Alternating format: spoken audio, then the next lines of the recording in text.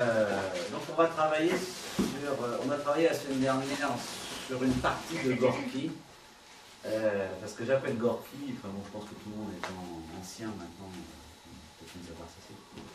Ce que j'appelle Gorky, c'est le travail de Gorky, surréaliste. Il y a Mata, Gorky, mais Gorky est vraiment un travail extrêmement intéressant. J'aime pas trop le résultat, c'est souvent un peu... ça frôle une sorte de surréalisme, et le surréalisme n'est pas très bon. Enfin, au niveau de la déco, au niveau du résultat. Ça, c'est un problème de goût, c'est un problème d'esthétique, c'est un problème de culture.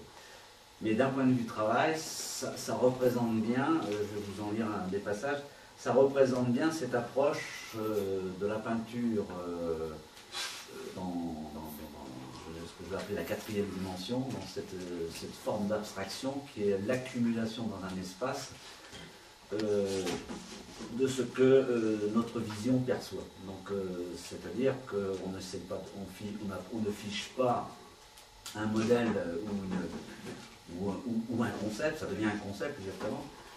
Donc c'est cette accumulation, et toute la peinture, on pourrait dire toute la peinture, si on veut définir ce qu'est la peinture contemporaine, en fait c'est ça.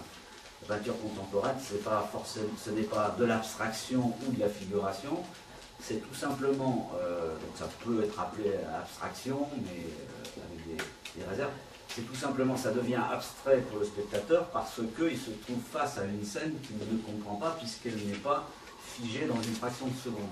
Donc, quand notre œil voit quelque chose, il le voit en 3 secondes, il embrasse la scène globalement, et le cerveau fait le reste.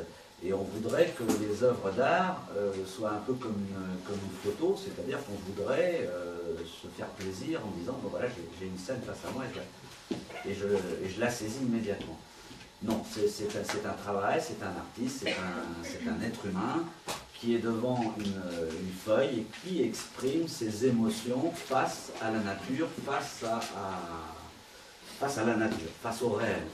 Donc comment un être humain vit émotionnellement face à la nature. Donc ce qui nous intéresse, encore une fois, ce n'est pas les pensées personnelles de l'artiste, ce n'est pas la copie de la nature, puisqu'on peut la voir toute notre vie à volonté. C'est tout simplement comment un être humain comme moi interprète, enfin, et exprime ses émotions pour me voir, comme disait Hegel, ce qui est beau, c'est pas dans l'art. Je préfère l'art à la nature parce que l'art est l'expression d'un être humain qui regarde la nature. Donc, ok, donc ça veut dire que ça passe par donc cette accumulation. Donc,